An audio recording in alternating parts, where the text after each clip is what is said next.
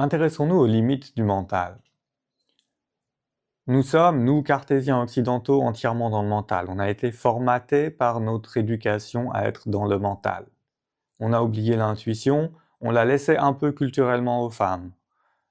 L'intuition est dans chaque cerveau humain. Donc il faut redécouvrir cette intuition.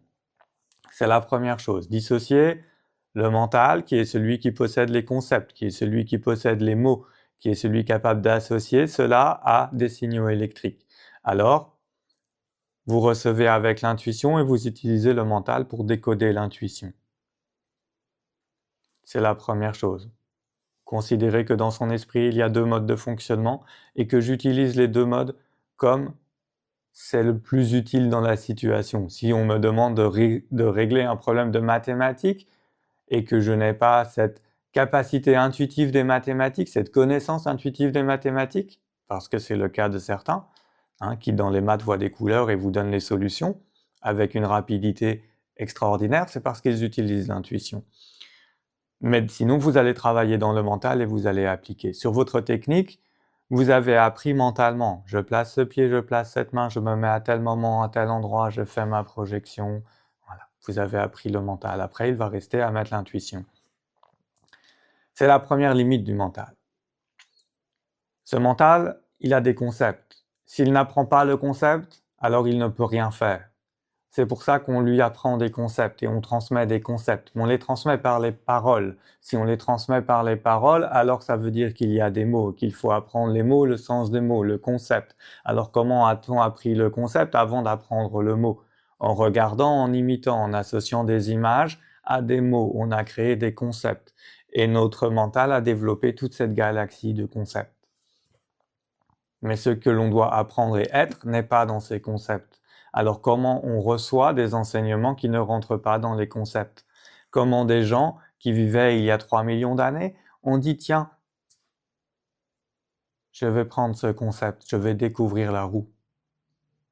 Est-ce que c'est un concept qui était déjà là? Non, c'est un concept qui est arrivé. Alors comment ça fonctionne?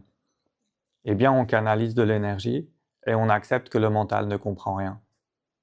Le mental n'a pas besoin de comprendre, le mental sera capable de décoder et de comprendre ces choses plus tard. Mais d'abord, on reçoit cette énergie, on la canalise, on laisse travailler, on accepte, on lâche prise. Je ne comprends rien de ce qui se passe, mais je sais que les énergies qui sont en train de travailler sur moi sont positives. Si par contre vous savez que ces énergies sont négatives, ne les laissez pas travailler sur vous.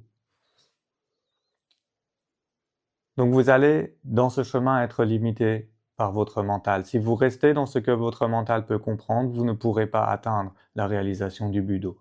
Il y a des parties où il va falloir laisser travailler l'énergie. Vous allez recevoir des enseignements et des messages et vous ne comprendrez rien à ce qui se passe. Et puis petit à petit, d'un coup, vous allez faire « Ah tiens, j'ai une réalisation, j'ai compris ça, c'est nouveau, c'est un nouveau concept. Ah tiens, ce qu'on m'a appris, enfin ce que je découvre de cette manière ne rentre pas du tout dans ce qu'on m'a appris, dans ce que j'ai lu, dans les concepts que j'ai. » Mais je le ressens et je peux le sentir et c'est pas quelque chose que j'ai imaginé, c'est quelque chose qui est venu spontanément. Alors je suis pas dans la création de mon propre mythe, je suis dans la perception du monde tel qu'il est, dans ses dimensions invisibles. Alors, je suis en train de progresser sur ce chemin, j'abandonne les concepts qui ne sont pas utiles, je crée mes nouveaux concepts. Bien sûr, derrière, il y a cette emprise du cartésianisme et de la science qui dit « Oui, mais alors si j'ai trouvé quelque chose de nouveau, eh bien ce serait bien que ce soit reproductible, démontrable et qu'on puisse en faire une réalité scientifique. » Si vous restez sur cela à chaque fois que vous avez une découverte, eh bien vous n'irez pas bien loin puisque déjà une vie ne suffira pas à démontrer cette chose. Aujourd'hui, on ne sait pas faire.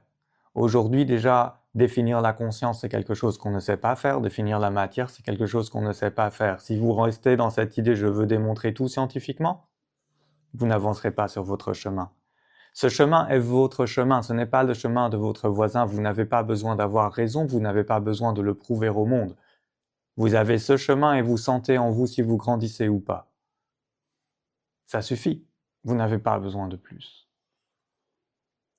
Voilà pour les limites du mental et le travail en dehors du mental, la perception de l'énergie qui plus tard sera compris par le mental qui va développer ses concepts pour comprendre ce qui se passe.